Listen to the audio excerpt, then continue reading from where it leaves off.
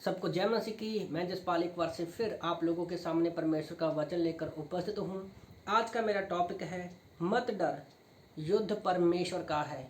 मैं दूसरा इतिहास अध्याय 19 और 20 पढ़ रहा था, तो वहाँ पर दूसरा इतिहास अध्याय 20 वचन 15 में प्रभु यहोशापात को कहता है कि तू मत डर, तेरा मन कच्चा ना हो, युद्ध परमेश्वर का है। तो मैं सोच रहा था कि जब युद्ध परमेश्वर का है तो वो लड़ेगा, तो उस युद्ध लड़ेगा तो हमें क्या करना है, और क्यों परमेश्वर जो है युद्ध लड़ता है हमारी ओर से। तो कुछ पॉइंट है जो मैं लिख रहा था। जैसे पहला पॉइंट ये है कि वो एक राजा था, यहोशापात जो था वो एक राजा था। तो उसी तरह से पहला पत्रस अध्याय 2 वचन 9 के अनुसार क्या है, परमेश्वर ने भी यीशु मसीह के लहू के द्वारा हमें क्या है, राजपाद अधिकारी चुना है। हम उसका चुना हुआ वंश है, हम परमेश्वर की निज प्रजा है। तो हम भी एक राजा का परमेश्वर ने हमें पद भी दिया हुआ है। दूसरा पॉइंट मैं लिख रहा था कि वो एक सुनने वाला व्यक्ति था। हमारे जीवन में जो भी युद्ध है, जो आत्मिक युद्ध चल रहा है, उसमें राजा योशापात भले उसके अंदर बहुत सारी कमियां थी, पर उसके अंदर एक सुनने वाला मन भी था। जब यहू नबी को भेजा जाता है तो उसकी बातों पर सुनता है और विश्वास करता है। दूसरा इतिहास अध्याय 19 वचन 2 में इस वचन को हम पढ़ सकते हैं। तीसरा पॉइंट जब मैं देख रहा था कि वचन 3 में लिखा है कि उसके अंदर बहुत सारी बुराइयां थी, पर सबसे अच्छी बात क्या थी कि वो परमेश्वर को अपने मन में खोज रहा था। तो अगर हम परमेश्वर में विश्वासी जीवन में आगे बढ़ना चाहते हैं, हम चाहते हैं कि परमेश्वर हमारी ओर से युद्ध लड़े, तो हमारे अंदर परमेश्वर को खोजने की इच्छा होनी चाहिए। क्योंकि प्रभु का वचन कहता है, व्यवस्था विवरण अध्याय 6 वचन 5-6 के अनुसार लिखा है ना, कि अपने सारे मन से, सारी जीव से, सारी शक्ति से परमेश्वर से प्रेम रखना। तो ये सारी चीज़ हम लोग देखते हैं राजा के अंदर। क्योंकि फिर चौथा पॉइंट में लिख रहा था कि वो नम्र था और लोगों के बीच रहने वाला था। वो घमंडी नहीं था, वो राजा होते हुए भी घमंडी नहीं था, वो नम्र था। वो खुद तो परमेश्वर की ओर मुड़ा, आप परमेश्वर की ओर फिरा, पर उसने अपने लोगों को भी परमेश्वर की ओर फिरा। हम दूसरा इतिहास अध्याय 19 वचन 4 वचन में इन बातों को पढ़ सकते हैं।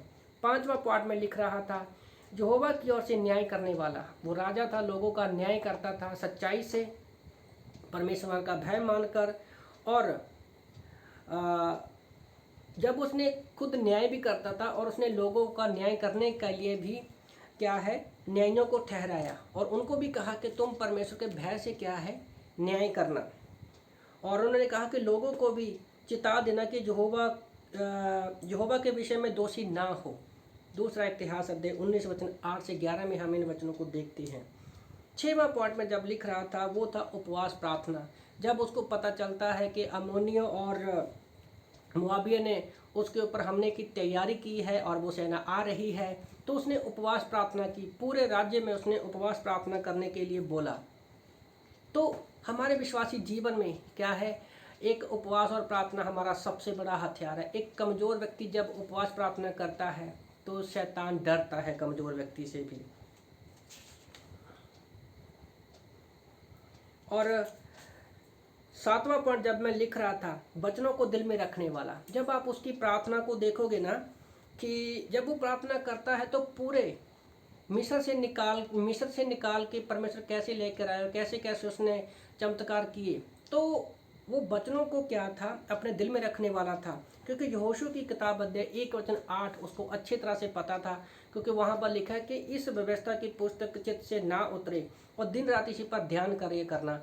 तो वो सिर्फ बाइबल को अपने पास ही नहीं रखता था, बल्कि उसके ऊपर, वचनों के ऊपर दिन रात मनन भी करता था। अगर आप चाहते हैं कि परमेश्वर हमारी ओर से युद्ध लड़े, क्योंकि युद्ध परमेश्वर का है, तो हमारे अंदर भी एक वचनों को सुनना ही नहीं, समझना और मनन करना भी जरूरी है। और जब मैं देखता हूँ कि जब इसके बाद और भी बहुत सारे पॉइंट हैं, पर जब हम देखते हैं कि वो इन 7 पॉइंट को जब कवर करता है, तो परमेश्वर ने, उन्होंने स्तुति के गाने गाए कि धन्य है पर यहोवा का धन्यवाद हो, उसकी करुणा सदा की है। दूसरा इतिहास 20-21 में तो परमेश्वर ने उसको क्या है, जीत दिलाई। उसके बाद हम देखते हैं कि उनको इतनी भावनी चीज़ें मिली कि 3 दिन लग गए उनको इकट्ठा करने में। तो आप लोगों को मैं उत्साहित करना चाहता हूँ कि मत डरो, युद्ध हमारा नहीं परमेश्वर का है। आमीन।